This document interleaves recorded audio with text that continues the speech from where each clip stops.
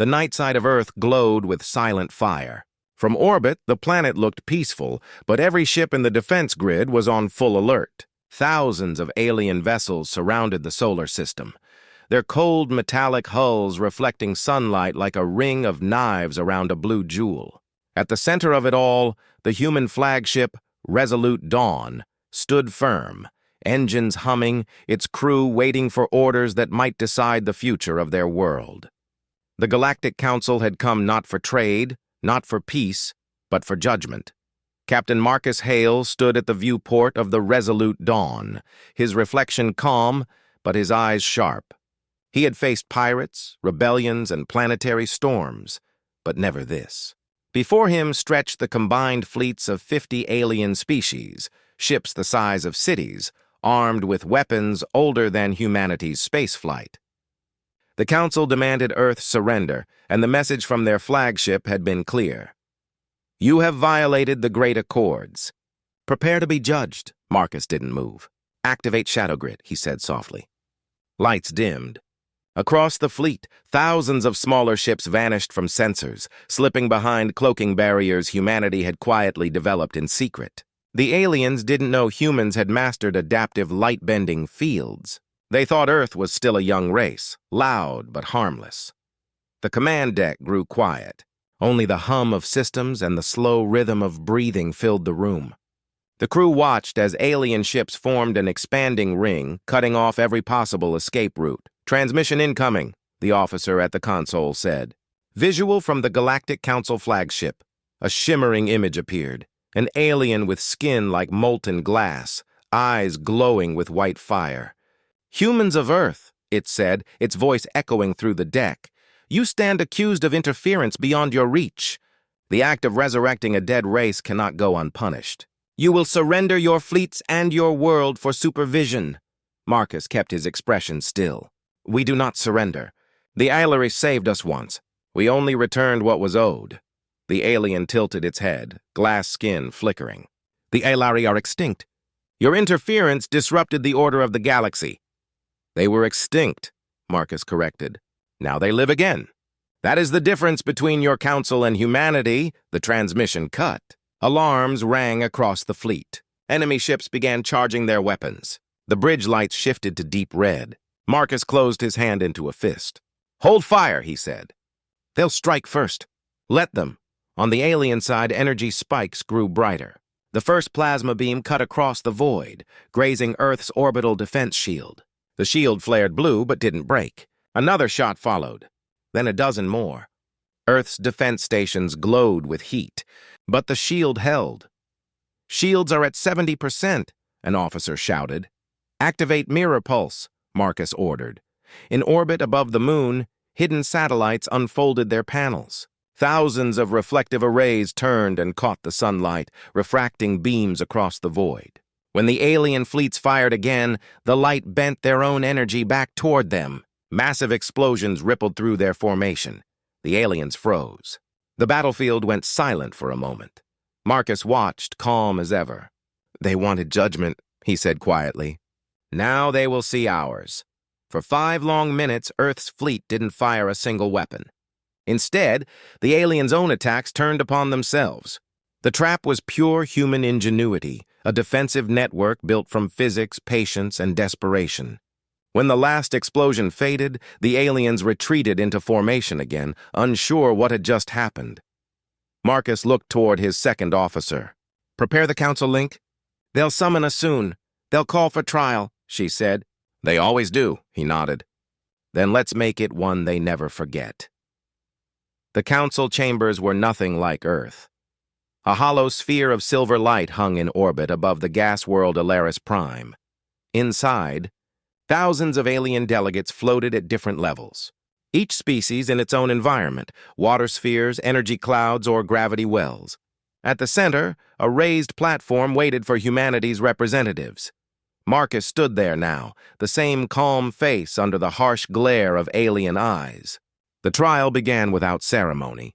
The Supreme Arbiter, a creature made of flowing crystal, spoke first. Humanity stands accused of violating the Accord of Extinction. You resurrected the Alari, a species the Council declared beyond recovery. Marcus met the Arbiter's gaze. We did. Murmurs rippled through the chamber. The Arbiter's voice deepened. You admit guilt? I admit action, Marcus replied. But not guilt.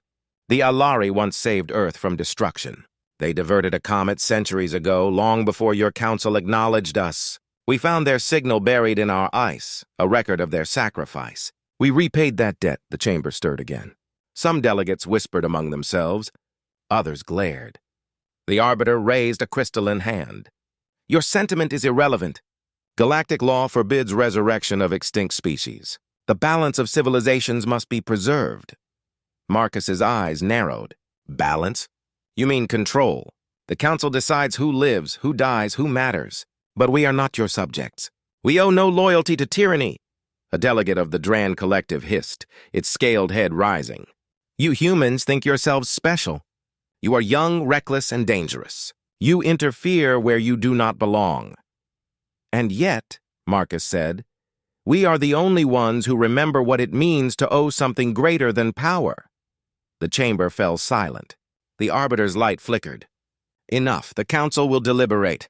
You will await sentencing. Guards moved forward, but Marcus didn't step back. Before you decide our fate, he said clearly, look outside your own walls. You came to Earth with fleets and fire. You expected us to kneel. Instead, you saw what humanity can build when threatened. You saw our unity? The Arbiter's tone hardened. Defiance will not save you. Marcus leaned forward. It's not defiance. It's understanding. We learned from you. We learned your laws, your tactics, your fears. But there's one thing you never understood about us. We remember. Every kindness, every cruelty, every debt. The chamber's light dimmed as energy flickered through the central core.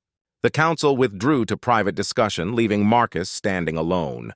His aide approached quietly, whispering, they'll punish us. The fleets are already moving toward Earth. Marcus's eyes stayed fixed on the holographic galaxy map that shimmered above them. Let them move, he said. We've already prepared. Outside, in the darkness beyond the chamber walls, dozens of human ships waited in silent orbit, invisible to sensors. They carried no weapons of destruction, only data relays and communication seeds. If the Council struck Earth, every star system in the galaxy would know the truth of what happened. Humanity had turned information into its weapon, truth itself as its shield. Back on Earth, people watched the skies. The great fleets still surrounded their planet, silent and unmoving, waiting for the Council's order. Children played in city streets under shimmering shields, and soldiers stood ready but calm. The world did not tremble. Humanity had been underestimated too many times. Marcus stood in the echoing chamber, surrounded by beings who had ruled the stars for millennia. We are not your enemies, he said quietly, his voice carrying through the hall. We are your mirror. And mirrors don't lie. The Arbiter turned its glowing face toward him. You speak of honor, but honor without obedience is chaos. Marcus answered softly. Sometimes chaos is the price of memory. The Arbiter's light dimmed again, signaling the Council's decision phase. The alien guards stepped closer. The silence in the hall grew heavy like the breath before a storm. Outside, across the void, humanity's fleets waited with engines dark and signals quiet. The first spark of conflict hovered on the edge of the stars, and as the Great Council prepared its judgment, one thought passed through every human ship, every mind, every heart on Earth. Humanity had repaid a debt, and the galaxy would never permit it be forgotten. The warning came without sound, without light, only a shift in gravity across the orbit of Mars. Every sensor on Earth lit up at once. Something vast had entered the solar system. The orbital defense satellites tracked the anomaly, and what appeared next froze every command station across the planet. Thousands of alien ships were emerging from folded space, forming a web around Earth like a closing net. Their hulls shimmered black against the sun, their weapons charged with faint blue light. The Galactic Council had decided. Judgment was coming. In the command center under the Atlantic, General Elias Rourke stood before a massive holographic display of the solar system. The alien formation covered every route to Earth. But there was something unusual. No immediate attack. The fleet waited, patient, confident. They wanted humanity to make the first move. Elias knew this was not just a siege. It was a message to the rest of the galaxy. Humanity would kneel, or it would vanish. "Activate mirror relay," he ordered quietly. The officers moved fast. Across the solar system, deep space beacons powered up, forming invisible corridors through folded space. Every human fleet scattered across the colonies began to respond. Humanity's defense network had no central command tower. It was built like a web, designed to survive decapitation. The aliens sent their first transmission, broadcast on every channel. The face of the Council Arbiter appeared again, cold, luminous, unfeeling. "People of Earth," the voice echoed, "the Council has ruled. You have broken the order of the galaxy. Your world will be placed under watch until balance is restored. Lower your shields and surrender your fleets. Resist, and your planet will burn." The sound faded, replaced by static. No reply came from Earth. For a long moment, the galaxy watched, waiting for the young species to bend under pressure. But instead of surrender, something else began. Every human satellite, every station, every orbital platform went dark. Power signatures vanished. The alien sensors struggled to track anything. Earth's surface went completely black, as if the planet itself had died. Then small pulses began to appear, one by one across the night side. They formed a pattern like heartbeat signals scattered across the globe. "What is that?" one alien commander asked through their shared network. "Unknown signal." "It's not a weapon signature." "It's data," another voice replied. "They're broadcasting." To themselves. Elias stood calm as the map filled with coded signals. Earth had gone invisible by design. The planetary systems had switched to quantum relay, undetectable to alien sensors. The entire planet had become a blind spot. From the edge of the solar system, the human fleet began to appear. Silent ships, small compared to the alien armadas, but moving in perfect formation. They didn't fire. They didn't speak. They simply positioned themselves between Earth and the invaders. The aliens didn't understand at first. They thought humans were bluffing, preparing for diplomacy. But then the Council flagship detected something strange. Thousands of invisible drones swarming near their ships, their trajectories too precise to be random. They were mapping the alien fleet in real time. Inside the human command ship Vigilance, Commander Mira Lang watched as data streamed across her console.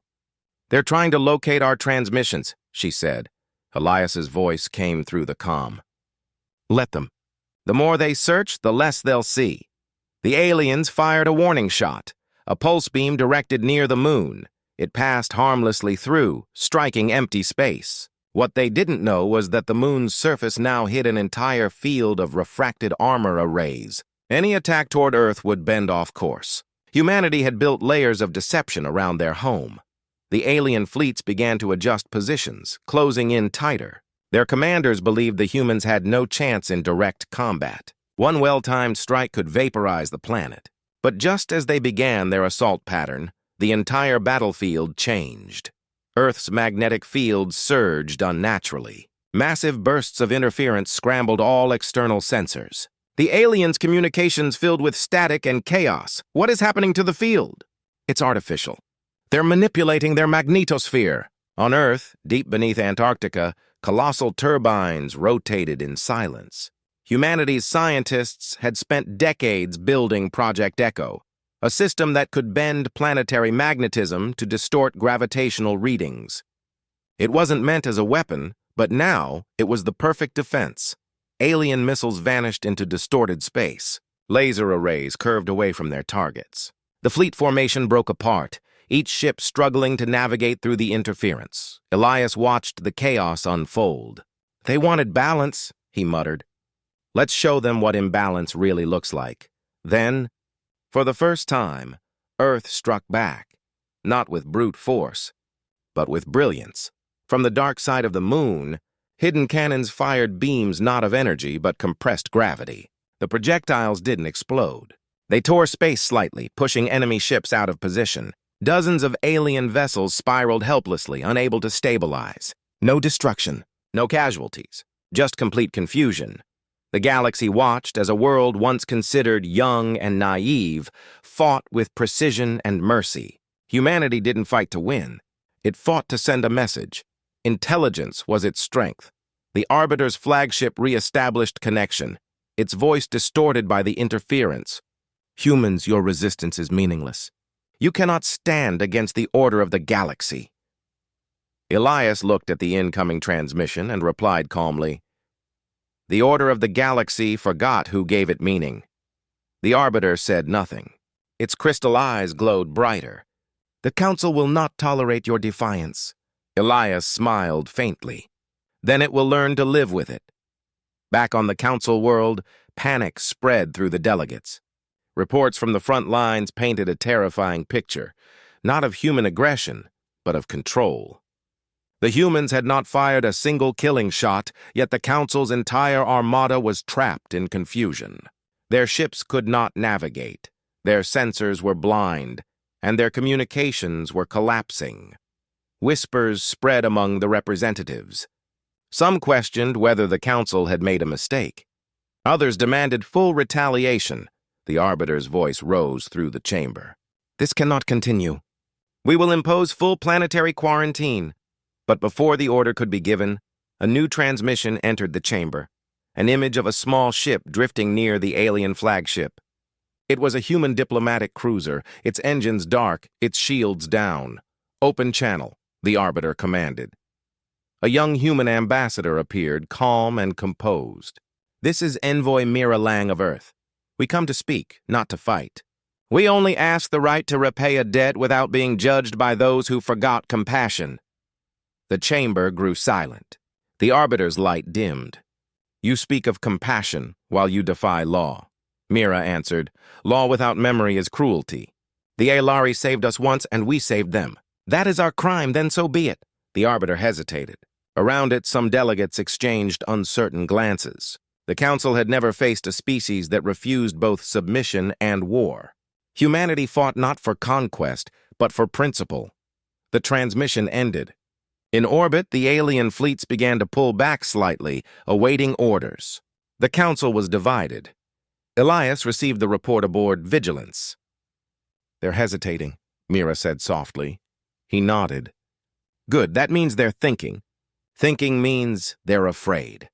For the next few hours, the skies above Earth remained still. The alien fleet's formation loosened.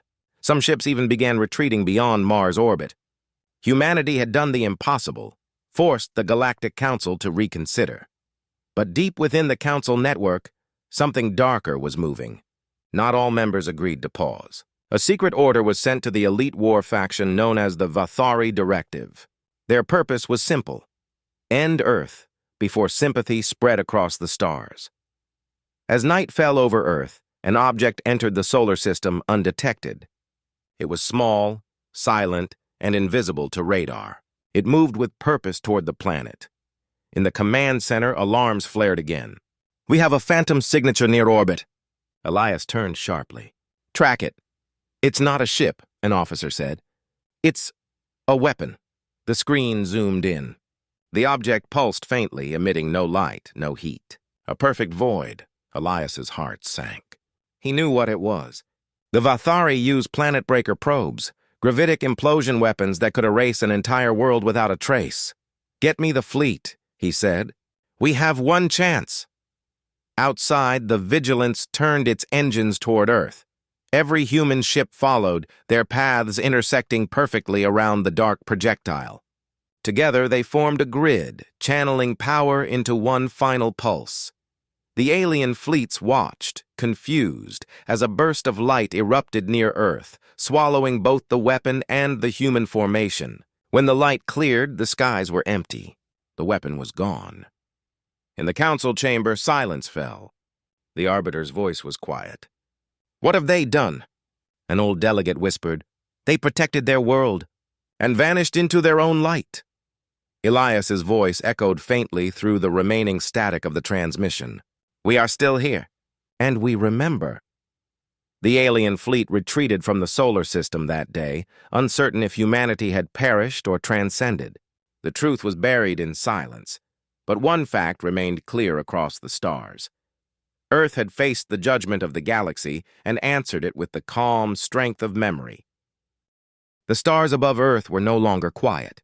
From the edge of the solar system, new shapes emerged, sleek and sharp, cutting through the dark like blades.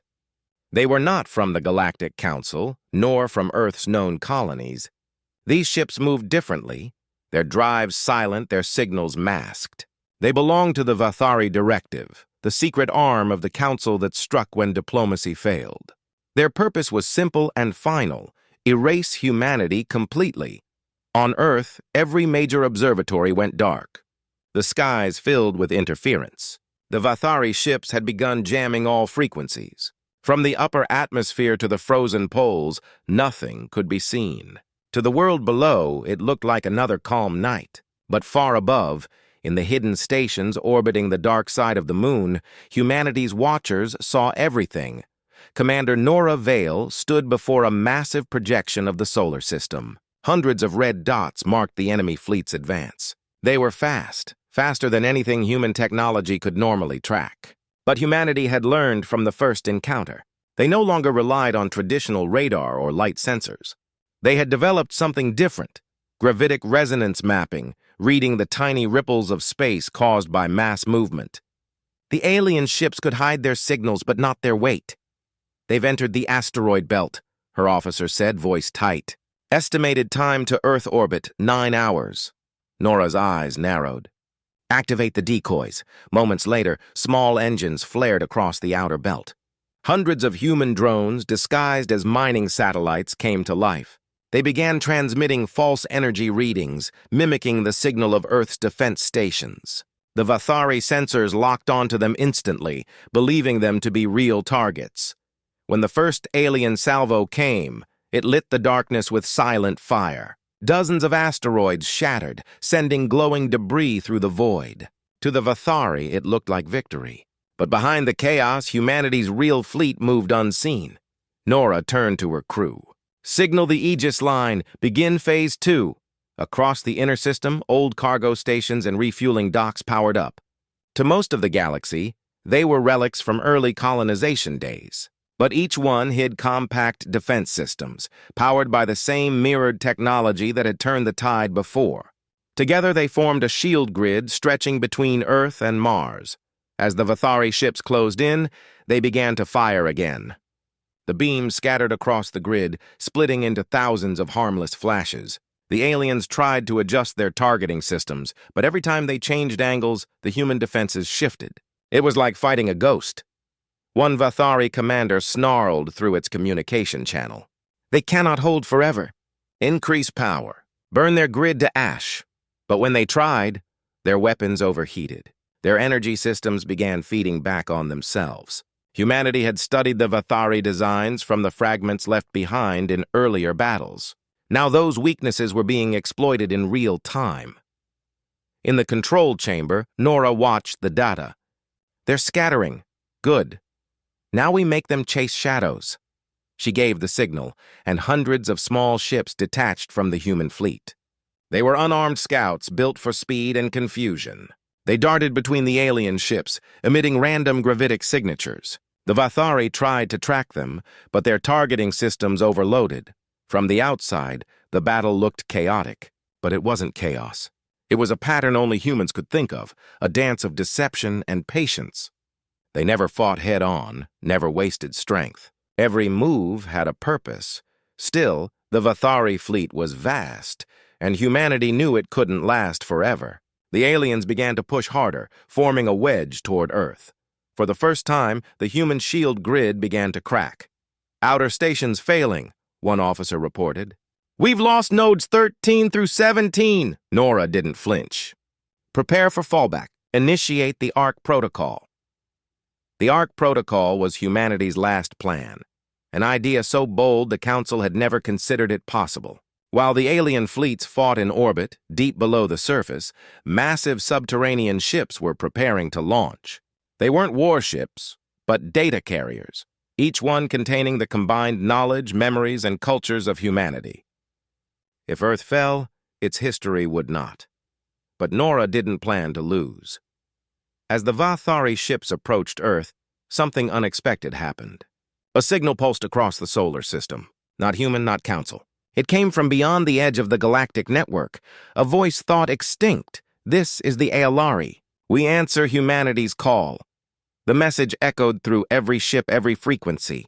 The Vathari fleet froze. From the darkness near Saturn's orbit, new ships emerged. Sleek, luminous, and organic, their hulls glowing with pale blue light. The Aelari, the species humanity had resurrected, had returned. Nora's breath caught. "They made it," she whispered. The Vathari tried to fire on them immediately, but the Aelari ships didn't fight conventionally. They used energy manipulation fields, bending light and gravity itself. The alien beams vanished before hitting them. Then the Aelari released something unseen but powerful, a harmonic pulse that spread like a wave. Every Vathari ship struck by the wave lost its targeting systems. Its engines shut down. Its weapon ports sealed themselves. They weren't destroyed, only silenced. For the first time in galactic history, two outlawed species, humanity and the Aelari, fought side by side. The Council's private channels filled with fear. If humanity and the Aelari could cooperate like this, their combined influence could shift the balance of the entire galaxy. Orders were sent in panic. Some Council factions demanded withdrawal.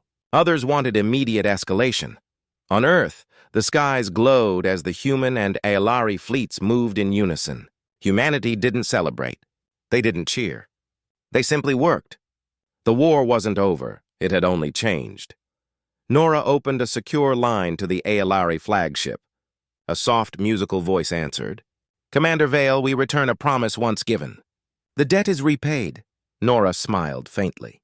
"You didn't have to come." "Neither did you," the voice replied. "Yet here we are." Together they launched the next phase. The Aelari used their harmonic fields to shield the human ships, while Earth's scientists sent encrypted data across the galaxy. Every record of the Council's secret weapon programs, every hidden law, every act of manipulation, they sent it all into the open network. The truth became their weapon. When the Council tried to shut it down, it was too late. Billions of beings across the stars saw what the Council had done for centuries, how it had silenced, controlled, and erased civilizations. The galaxy began to change overnight. The Vathari directive received the order to retreat. Their commanders hesitated, then obeyed. The war, at least for now, was over, but in the silence that followed, something uneasy stirred. The arbiter of the Council stood in the great chamber, watching the collapsing holograms of the battle. "They think this victory will save them," it said quietly. "They are mistaken. Humanity cannot be allowed to spread this infection of loyalty and memory." One of the lesser delegates spoke in fear. "What if the galaxy sides with them?" The arbiter turned its burning gaze. "Then we remind the galaxy why it obeys."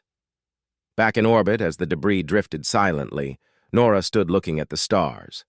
The Aelari ships began to fade into the distance, returning to the far systems. Earth was safe for now, but every human in command knew this was only the beginning. The war had exposed something deeper than power. It had revealed humanity's nature to the entire galaxy. They were not conquerors. They were not slaves. They were the species that remembered. As the communication lines reopened, messages from distant worlds began to arrive. Other civilizations were reaching out, small, weak, forgotten. They wanted to join Earth's cause. They wanted to remember too. Nora's voice was steady as she gave her final order of the day. "Signal every colony. Tell them the truth is free now. Tell them the Council's shadow is breaking." Her second officer looked at her with a mixture of fear and hope. "What happens next, Commander?" She turned toward Earth, the blue glow of the planet reflected in her eyes. "Next," she said softly, "we teach the galaxy what it means to keep a promise." Far away, in the darkness beyond known space, the Arbiter's fleets began to gather once more. The galaxy trembled as old powers woke from their slumber. But across every human world, lights were turning on. People were preparing. The Council had tried to erase humanity for repaying a debt. Instead, it had awakened something far greater. And as the stars burned brighter that night, every watcher across the galaxy understood one truth. Humanity had survived judgment, and the galaxy would never permit it be forgotten. The sky above Earth cracked open like glass. A burning streak split the clouds, and in less than a second, the world's defense satellites went blind. Every radar screen across the planet filled with static. The stars disappeared behind an enormous shadow, something so vast it blocked out half the night. It wasn't a fleet. It was a single ship. It came without warning, without a signal, without sound. The object's hull shimmered black and silver, covered with patterns that changed like flowing water. It wasn't just approaching Earth. It was scanning it. Every city, every power grid, every living mind. In the Orbital Defense Command, Captain Elias Rane stared at the holographic display. "That thing's the size of a continent," he whispered. "How do we fight something like that?" The ship above didn't attack at first. It only hovered. Then every digital device on Earth, phones, computers, satellites, showed the same message in every language. Surrender knowledge or be erased. No one knew what it meant. But deep beneath the Atlantic Ocean, in a hidden facility known only to the Global Council, a scientist named Mira Holt did. She had seen fragments of this technology before. It belonged to the Krill Dominion, a species that consumed data, not planets. They didn't invade for land or resources. They invaded for minds. Mira ran through the steel corridors of the facility, her boots echoing. "We have to activate the Nemos system," she shouted. The guards looked at her with fear. No one wanted to use that system. It wasn't a weapon. It was a trap, a network that could hide Earth's consciousness itself by scattering human data across space like dust in the wind. The council hesitated, but the ship above began to move. Beams of pale blue light reached down through the clouds, slicing through skyscrapers like they were made of glass. Everything the light touched turned gray and silent. People froze mid-step, their eyes empty, their thoughts stolen. In orbit, Elias gave the order. "All fleets, engage!" From hidden bases on the Moon and Mars, human ships launched in coordinated waves. They weren't massive warships like those of the Council's fleets. They were fast, lean, and unpredictable, built by human engineers who understood one thing better than any alien race: desperation. The ships darted toward the alien vessel, firing pulse torpedoes and magnetic disruptors. None of it worked. Every shot vanished as if swallowed by water. The alien hull rippled, absorbing the energy and sending it back. Entire squadrons disappeared in seconds. Mira watched from the command room as the alien vessel began transmitting again. This time, the message was direct. "Knowledge will be taken." "Resistance is futile," she clenched her fists. "No," she whispered. "Not this time." She activated the Mnemos system. Across the planet, a low hum began to rise, building into a sound that no one could hear but everyone could feel. Data streams reversed. Every human memory, every coded network, every trace of Earth's history started to scatter outward, beyond the reach of the invader. The alien ship reacted instantly. The patterns on its hull brightened, shifting faster as if it were angry. It began targeting the signal's source. Massive beams shot down toward the Atlantic. The sea exploded in fire. Elias's fleet raced to intercept. "All wings, defend that region at all costs," he commanded. Thousands of small fighters dove between the alien beams, releasing reflective flares that confused the ship's sensors. Each pilot knew the truth. They couldn't destroy it. They could only buy time. The alien ship's scanners pierced through their efforts. It located the Nemos facility beneath the ocean and fired a single blinding pulse. For a heartbeat, the world went white. Then silence. In the control room, alarms screamed. Mira was thrown to the floor, surrounded by sparks and smoke. The main reactor was failing. "We need to finish the upload," she gasped. Her assistant, Leo, coughed through the smoke. "It's only 70% complete." "Then we send it now," she said. 70% of humanity is better than none." She slammed her hand on the terminal. The Nemos network burst to life. Energy surged through undersea cables, satellites, and deep space relays. For a moment, Earth glowed like a beacon in the dark. In orbit, the alien ship faltered. Its beams flickered. For the first time, its patterns stopped shifting. Something had disrupted its control core. Elias saw his chance.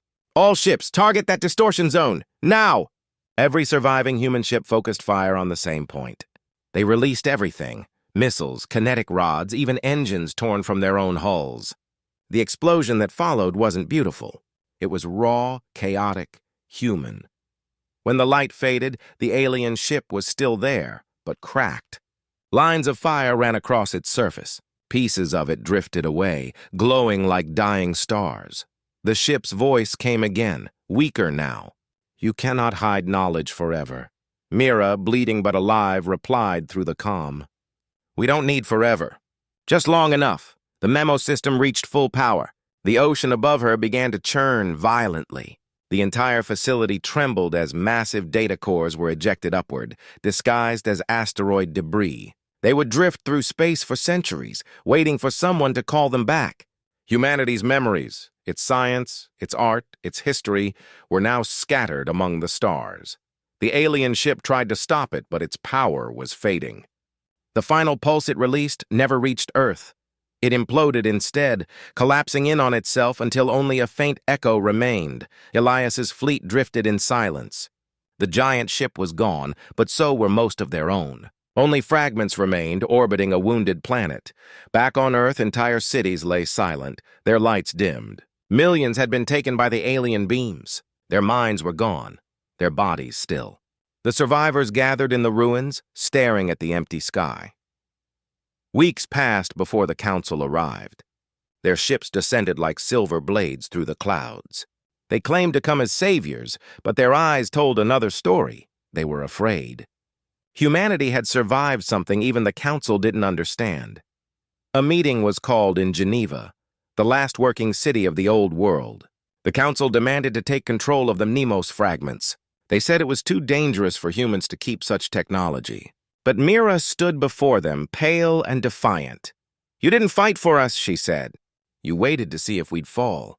The Nemos fragments belong to humanity. You can't take them." One council envoy leaned forward. "Without our protection, you will be attacked again." Elias, standing behind her in his torn uniform, replied calmly, "Then we'll be ready." The council didn't like that answer, but they couldn't argue. The Dominion ship's destruction had shaken them. If Earth's primitive fleets could cripple a being like that, maybe humans were not as weak as they once believed. In secret, the Council ordered new surveillance over the solar system. They feared what humanity might become if it retrieved its scattered knowledge. Mira returned to the ruins of the Nemos facility. The ocean had closed over it, but she could still feel its pulse beneath the waves. She knew pieces of human memory were floating across the galaxy now, hidden in fragments of stone and metal. Someday, someone would find them. Elias visited her one night. "You think the council will let us rebuild?" he asked quietly. She looked up at the stars where the alien ship had once hung. "They can't stop us from remembering," she said. "And if the Dominion ever returns, they'll find we've learned something they never will." "What's that?" he asked. She smiled faintly. "That memory is more powerful than knowledge." Far away, beyond the edge of the solar system, a single piece of the alien ship still drifted. Its lights flickered weakly. Inside, a spark of code whispered into the void, searching. It had failed to take humanity's mind, but it had learned something from them too. It had learned patience, and somewhere in the deep dark of the galaxy, it began to rebuild. Back on Earth, humanity looked up at the stars, not with fear, but with a quiet, burning promise. The next time someone tried to erase them, they wouldn't just survive. They would fight back with everything they had learned and everything they would remember. The alien fleet appeared without warning. 50 ships, each the size of a city, emerged from folds in space just beyond the moon's orbit. Their arrival lit up the night sky, a storm of silver and red lights streaking across the void. Earth's defense satellites instantly went to alert, and every major city across the planet entered lockdown. Humanity had seen alien fleets before, but never like this. These ships were different. Their formation was too perfect. Their silence too deliberate. At the United Earth Command Center in Geneva, alarms screamed as holographic maps filled the air. General Aiden Cross stood before the central display, his jaw tense. "They're not broadcasting any signal," the technician reported. "No hails, no warnings, no demands." "Then they're here for war," Aiden said quietly. The alien ships moved closer, gliding with unnatural grace. They didn't fire. They didn't even scan. It was as if they were waiting for something, or someone. For 2 long hours, they held position in lunar orbit, staring down at Earth like silent judges. And then, one ship broke formation. It descended toward Earth's atmosphere, burning bright like a false star. Every human defense battery on the planet locked onto it. But before a single missile could launch, the alien vessel sent a single transmission. One word, repeated across every channel. Det. The command room fell silent. The word echoed again and again until the signal cut off. Aiden turned toward his science advisor, Dr. Lena Ward. "What does that mean?" She hesitated.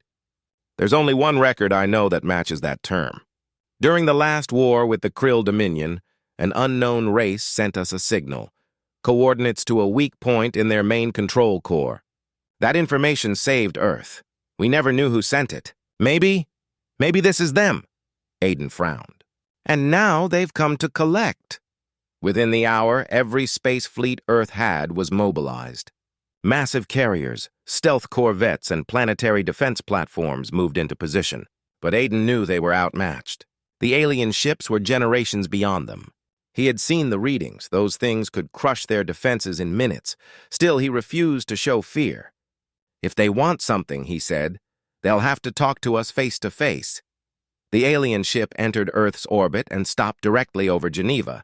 It hovered there, enormous and silent, blotting out the sun for the city below. Then a beam of soft white light descended, forming a perfect circle on the ground outside the command center. Aiden and Lena stepped into the circle, surrounded by soldiers. The light shimmered, and they vanished. They found themselves standing in a massive chamber, surrounded by towering alien figures. They were unlike anything Aiden had seen before. Tall, thin, with glowing eyes that shifted colors like oil on water. At the center of the room stood one being larger than the rest, its voice deep and calm. "We are the Illith," it said. "We gave your kind the means to survive. Now humanity must fulfill the debt." Aiden straightened. "We don't even know what debt you mean. But if you helped us survive, we thank you. We'll repay you fairly." The alien leader's eyes pulsed brighter. "The debt is not material. We seek your service. The Dominion returns. It consumes worlds beyond your stars. You owe us aid." Lena's face went pale. "The Dominion? But we destroyed their core." The alien turned its gaze on her. "You broke one mind. The Dominion has millions." Aiden took a breath. "If they're coming, we'll fight." "But we can't fight your war for you." The chamber went dark for a moment. When light returned, the alien fleet outside Earth shifted position, forming a shield pattern around the planet. The Illith leader said, "Refusal is not an option. If you do not stand with us, you will be the first world they devour." Aiden clenched his fists. "Then we'll stand. But not as slaves." The alien tilted its head. "Then prove your worth." The next moment, Aiden and Lena were back in the command center. The alien ship began transmitting new coordinates, an enemy fleet approaching from deep space. Dominion signatures. Thousands of them. Panic rippled through the room. The screen filled with red icons. Each one a warship. Each one capable of burning a continent. "They're here early," Lena whispered. "They must have tracked the Illith." Aiden turned to his crew. "We hold the line. Launch every fleet. I want the orbital shields at full power and every rail battery charged. Today we repay our debt with interest."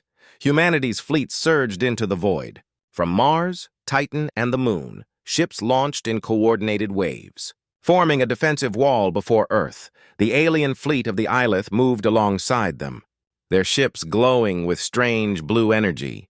When the Dominion arrived, the stars vanished behind their numbers. The space between Earth and the Moon turned into a storm of fire and metal. Beams of light crossed the darkness, tearing through shields and hulls. Explosions bloomed like dying suns. Human ships moved faster than expected. Their captains used tactics no alien fleet had ever seen, hiding inside asteroid fields, using debris as cover, baiting enemy formations into killing zones. Every time the Dominion advanced, humans adapted, striking where it hurt the most. But even with all their strategy, they were still losing. For every Dominion ship destroyed, 10 more appeared. The battle dragged on for hours, then days. Earth's orbital ring burned. The moon was scarred with craters of molten glass. In the chaos, Aiden's flagship, Resolute, pushed deep into enemy lines. Its hull was cracked, its engines failing, but Aiden refused to turn back. "Aim for their command node," he ordered. "That's where we break them." Lena's voice came through the comm. "I can see it. That structure at the center. It's not just a ship. It's alive," Aiden smiled grimly. "Then let's kill it." They fired every weapon they had. Plasma torpedoes, mass drivers, ion bursts. The Dominion command node reacted too late. The Resolute crashed into it, exploding in a blinding wave of light that shattered half the enemy formation. For the first time, the Dominion fleet faltered. The Illith saw the chance and unleashed their full power. Blue energy storms ripped through the darkness, disintegrating the retreating ships. When the battle finally ended, space was silent again. Half the Illith fleet was gone. Humanity had lost almost everything. But Earth still stood. The surviving Illith ship drifted close to Earth. The alien leader appeared once more before Lena, who now commanded the remaining human forces. "The debt is repaid," it said. Lena stared back. "We fought your war. But if the Dominion ever returns again, we fight it our way." The alien's eyes dimmed. "The galaxy will remember this. Humanity has shown what few ever dared, to face extinction and strike back." The Illith fleet vanished into folded space, leaving only their broken ships behind. Months passed. The world began to rebuild, scarred but stronger. Humanity had proven it could stand beside the oldest powers in the galaxy and survive. In the ruins of the Resolute, Lena stood before a memorial wall. Aiden's name was carved among thousands of others. She touched it gently. "You said we'd repay the debt," she whispered. "You were right. But now the galaxy owes us one." Above her, the stars shimmered faintly. Somewhere beyond them, the remnants of the Dominion stirred again. Remembering the world that dared to resist, and for the first time in centuries, the Galactic Council spoke of Earth with respect and fear, because humanity had not only repaid a debt, they had taught the galaxy a lesson it would never forget.